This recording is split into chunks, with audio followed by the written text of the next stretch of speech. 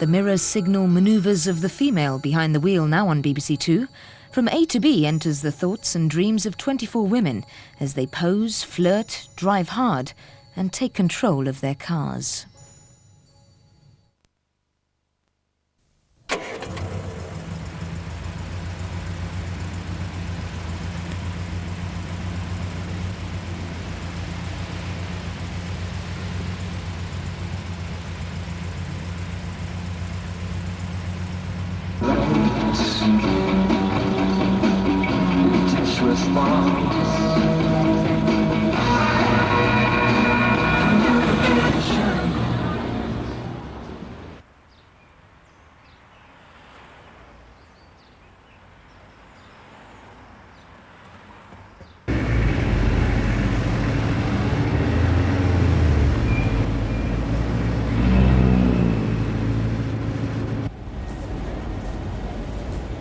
I think when you see men staring at you on the street, if you're stopped at lights, you can almost see them looking over the car first as if, oh, nice car.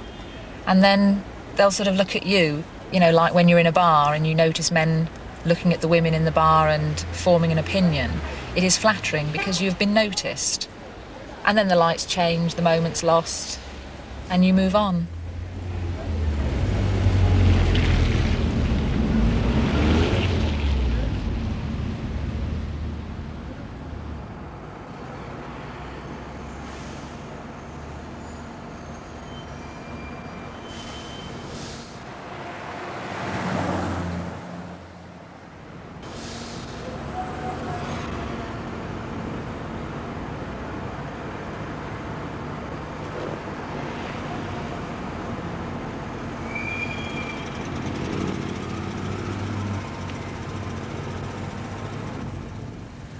Leroy is the name of this car. I called him that because his registration spells actually Elroy, but I preferred the name Leroy, so that's what he's called. Not really because he's a black car. I think maybe subconsciously there was something in that, but that wasn't really the main reason. He's a Ford Capri 1.6 LS. I don't know what that stands for. His image, I suppose, is, well, they've always been a bit anarchistic, Ford Capris. People either love them or hate them. He's a bit rebellious. He looks like he's been in the wars a bit. He's got a lot of character, I think.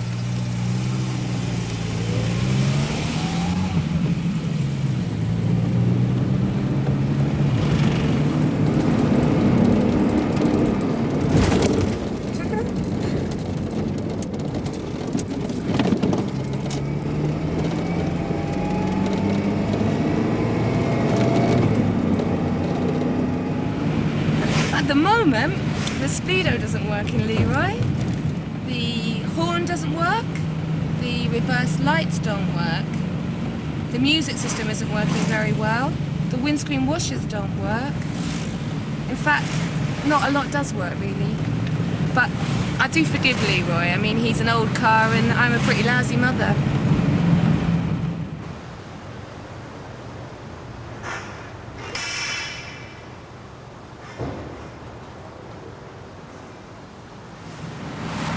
When I first took Leroy to meet the folks, my mother's not into cars at all. She was just really relieved that I'd finally got out of motorbikes. But my father was totally disgusted. He basically said, what a ridiculous car, why can't you get a sensible car like a Metro, and black of all colours, which was pretty ironic because he's actually the most racist person I know, and it would have been even worse if he'd known that at the time I had a black boyfriend.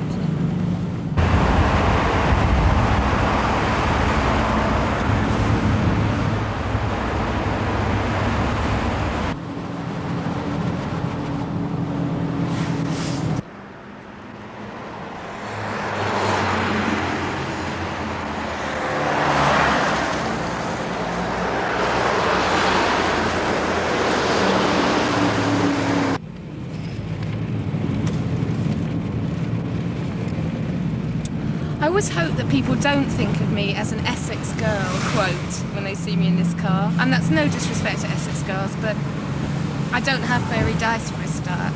I like to think they probably think, oh, there's a woman that enjoys driving, because I think Capris are really for car owners who like driving. And maybe they think of me as someone that's, I don't know, a bit on the wild side. Yeah, I quite like that image, I guess.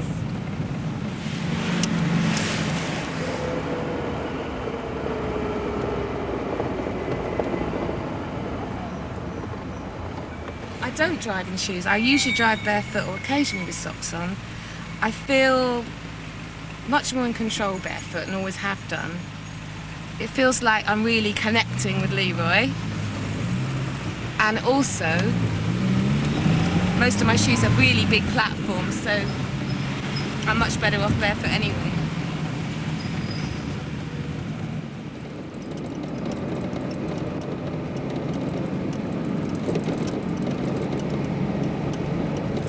I get a certain sense of power and control in Leroy that I perhaps don't get in other areas of my life, like work, for example. And a lot of excitement too. I'm someone that actually does thrive in a lot of danger and excitement. I like living on the edge. Having a fast car that gives you that sense of power and excitement was quite important to me. And I'm always late for everything, so I definitely needed something that was going to get me from A to B as fast as possible. Life's too short and I'm always in a rush. Beep, beep.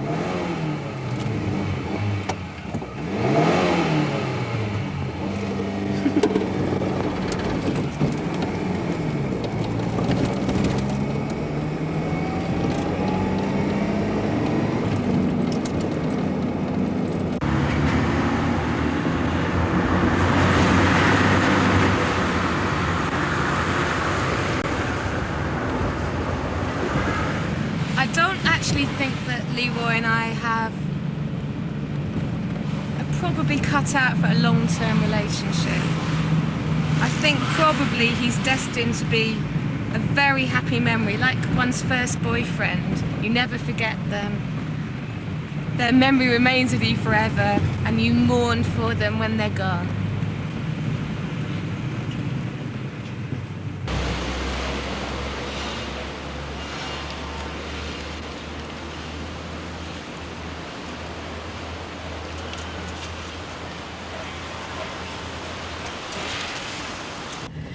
The image this car conveys is that of just a quiet woman driver, really.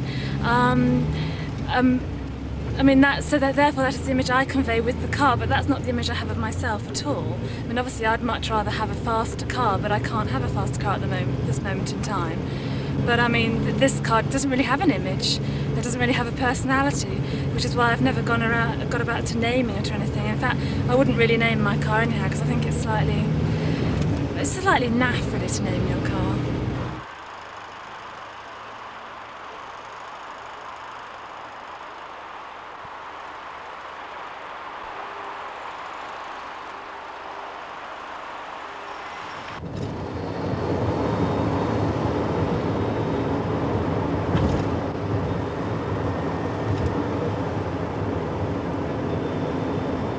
A few years ago I had a job where I was given a company car, and it was a Golf GTI, a red Golf GTI.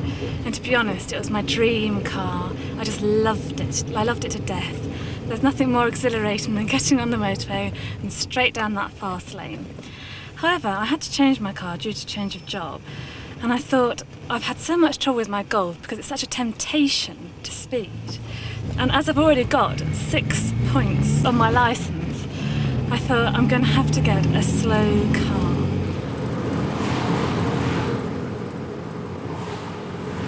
So when I went to the garage to buy my new car, I went with 2 criteria. 1, I wanted a very slow car, and 2, I wanted a car that no one else would be tempted to steal. So I went to the garage and I explained this to the salesman, and he said to me, "Step this way, madam, have you ever considered a Fiesta?"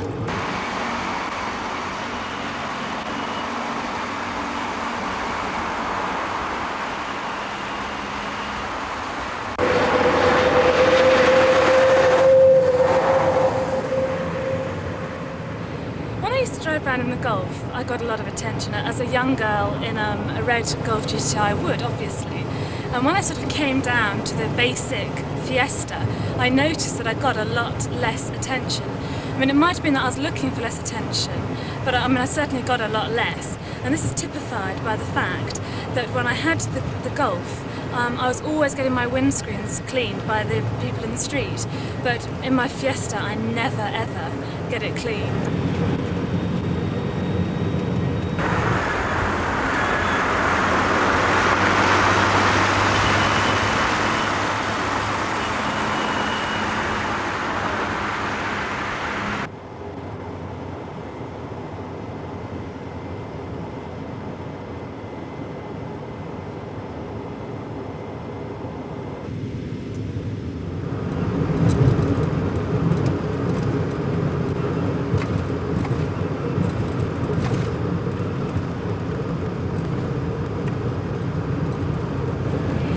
Driving really is quite boring, especially in a boring car. So if I pulled out to traffic light and saw someone looking quite nice looking next to me, I guess I would flirt slightly, because it just spices up the mundane business of driving. Plus, I know that even if I make a complete fool of myself and he thinks, who is that girl, I'm never going to see him again. So it's hardly going to matter what he thinks. And just for my own mild self-interest, I guess I'd do it.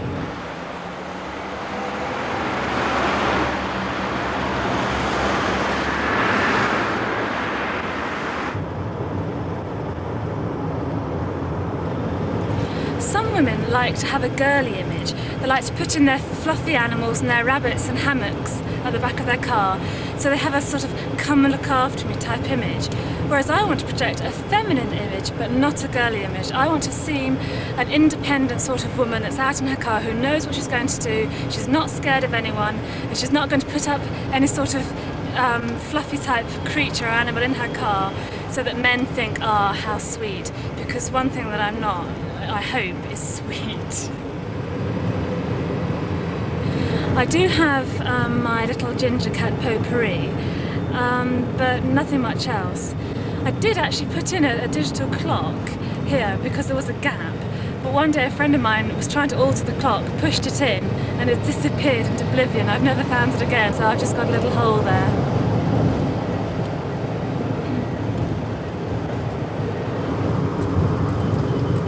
If I had loads and loads of money and I could buy any car I wanted, I wouldn't go for your classic hideous Porsche or anything like that.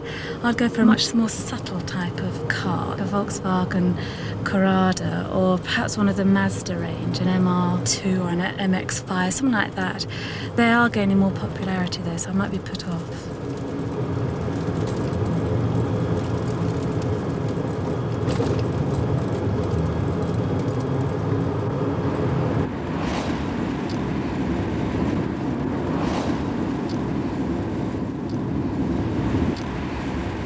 As a woman driving this car, it makes me feel very, very special, very powerful, in the same way that a man might drive his XJS or his Ferrari, maybe on a lesser scale car-wise, but the feeling is exactly the same. Makes you feel as though you just want to hold your head up high and make people look and say, isn't this great?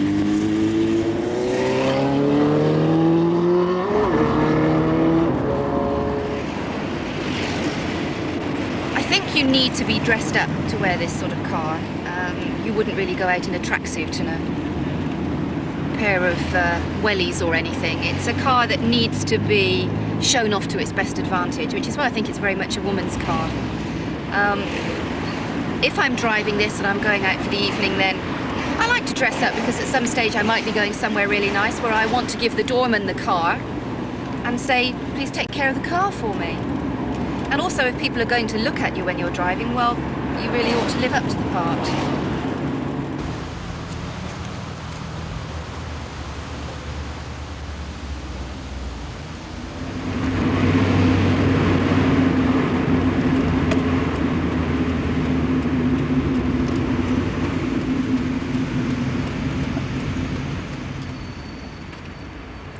What I do for a living during the day is to work with plants and flowers in various places all over London, so that means I drive a van. And it's not a new van, it's 4 or 5 years old, so it's a pretty beat-up, typical London dirty van. When I'm driving that, no one pays me any attention whatsoever. But what does happen is that people on the road are far more polite. They're very well-mannered when it comes to driving. They will let a lady out onto a main road. Taxis and buses will give way on a main roundabout, and it's just a very pleasant experience. When you get in the car, it's a different ball game altogether.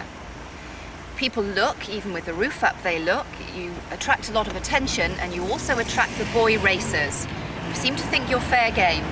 They no longer allow you to come out of turnings, and they want to race you off at the traffic lights. And I also get the feeling if I broke down in the car, I would have a problem. I would have to ring the RAC. Whereas in the van, if I was causing any problems and broke down, there would be a host of people there willing to help me.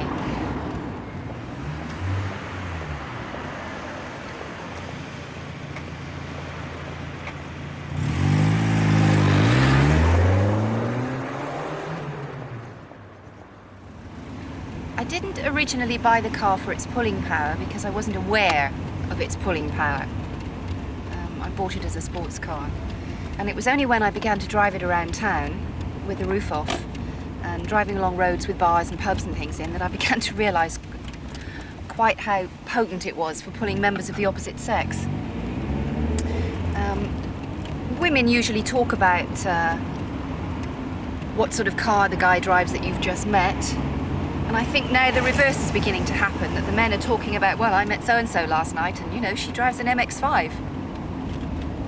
There's one particular individual I know that I went up to Tring to meet him on a beautiful sunny Sunday, and we were going for a picnic. And we'd arranged to meet in the high street, and he was, enthusiastic isn't quite the word for it. He didn't stop smiling for most of the afternoon, because he said he'd never had a woman drive up and pick him up in a car like this before. He's now most insistent that if we're going out in the evening that I have to drive over to the city and pick him up because he doesn't want to drive.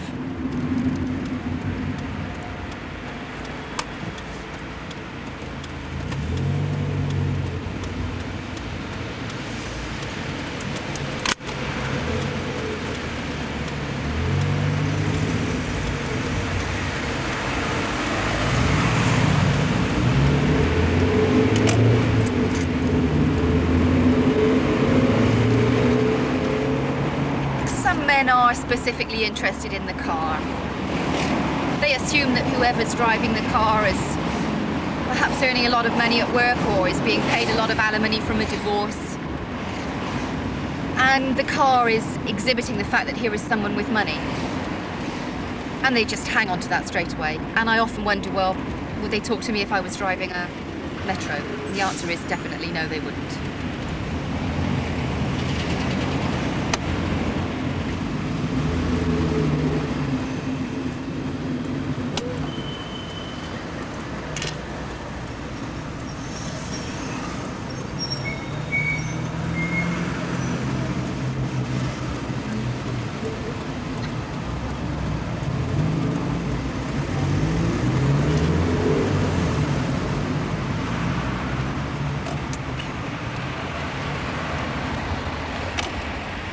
Some time ago last year, I had a toy boy around for a while and used to love sitting him in the front seat of the car because he was the ultimate accessory.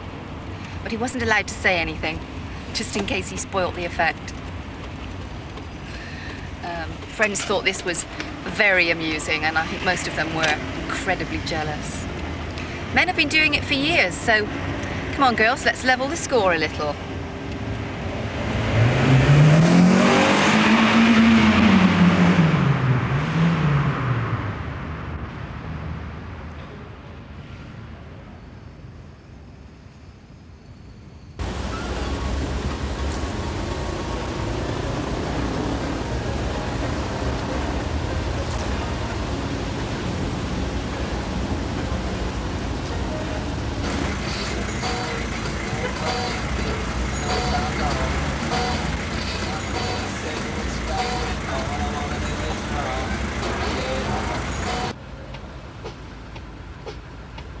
I suppose the image that I like to project to other people is that one of a businessy image. And by going out, getting dressed up, going out in the car, it makes you feel that perhaps you're a little bit more important than just being a mum at home.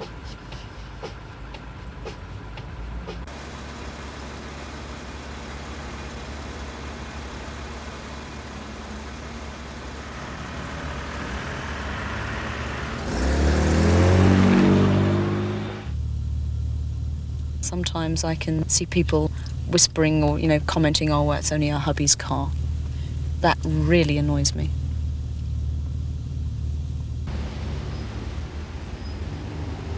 I do feel that women drivers are not as generous as men drivers. They tend not to let you out into the traffic or don't really think ahead as much as perhaps a man driver does.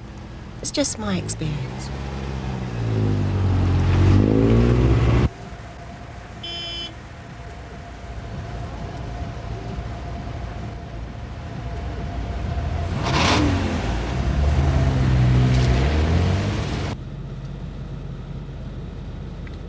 Sometimes I get embarrassed, like if you pull up at the lights and there's a whole bunch of blokes in a car and they're all looking at you and they're all laughing and you think, quick lights, please just change, I want to go.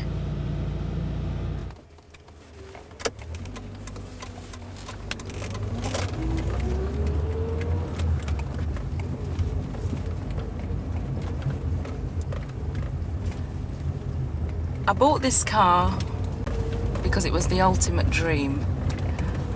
I'd always pass this car showroom every day on my way to work, and they sold purely BMWs, convertibles and what have you. And I never really stopped in there because I used to see all these guys standing up outside there, and I felt a bit intimidated by what they might try and sell me and what jargon they'd use. So one day I was going past with a friend of mine who coerced me into going in. And then when I went in there, I saw this beautiful baby. And I thought, well, the price is right, the colour is right. And I thought, well, what else is there? 3 days later, he said to me I could come back and drive off with the car. I thought the colour was good because, I mean, I've never really liked a red car.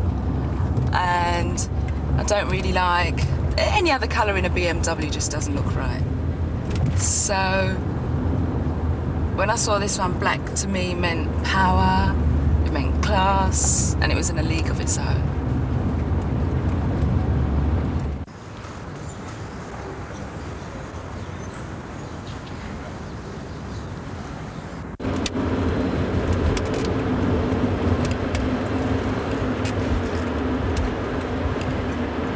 It's funny because when I went into the shop and I was buying this one, I said to the man, I'm a single parent, I want to come out in the morning knee deep in snow and I want to be able to turn over the car and it starts.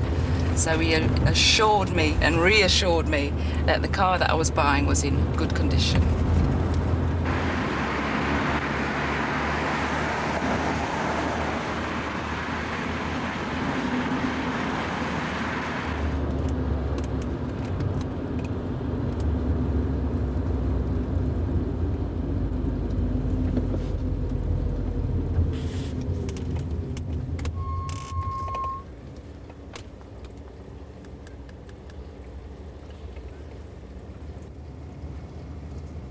I've got two nice cuddlies in the back of the car and the occasional toy that Dana brings in, but my cuddlies are mine.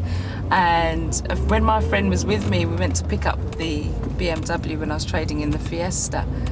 I was about to remove my two little toys and put them in here, and she almost shrieked in horror the fact that I was going to put two cuddly toys in a BMW. But to me, they symbolise it's a feminine touch, This is a woman's car and this is my car. And they go where I go. And plus they were presents anyway, so I couldn't put them in the bedroom. No one would see them then.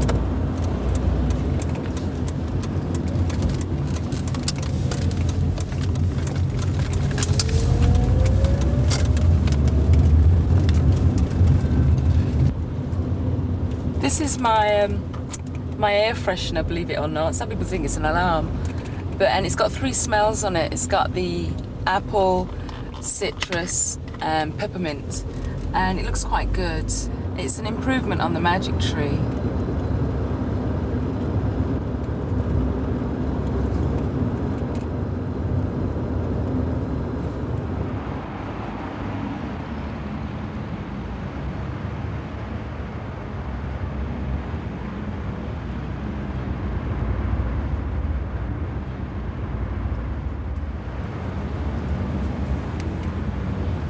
Some of my friends may think I'm a bit of a snob, but this car is going to get me places.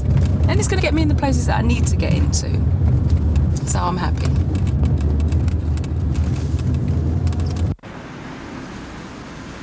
I can get into a wine bar in Hampstead.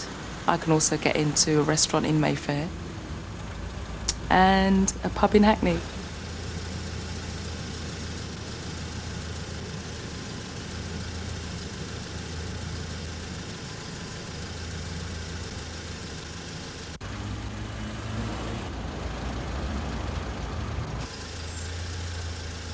The best thing about being in this car is being able to flirt, and flirt good, because you've got the car to back you up.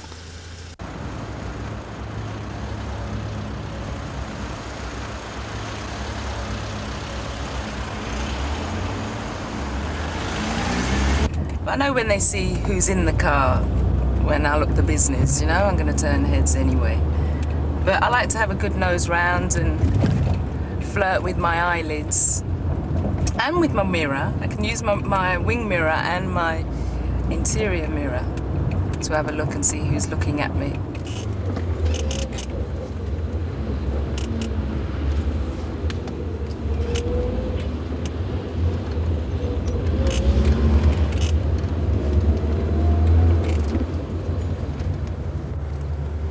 Now that I've got this car, I think the only thing that's missing is having a man by my side. But, I mean, for me to have a man now, he would be like an accessory, so to speak.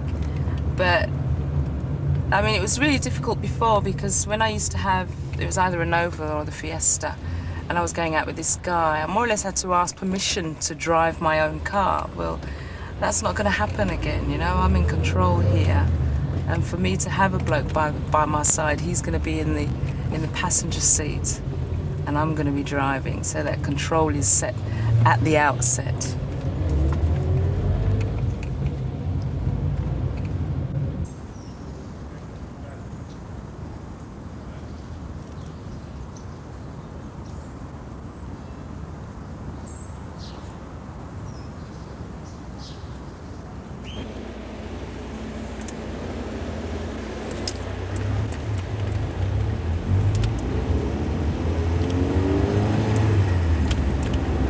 I have an image, and my image is the glamorous blonde, the posy blonde. So the car is a posy car.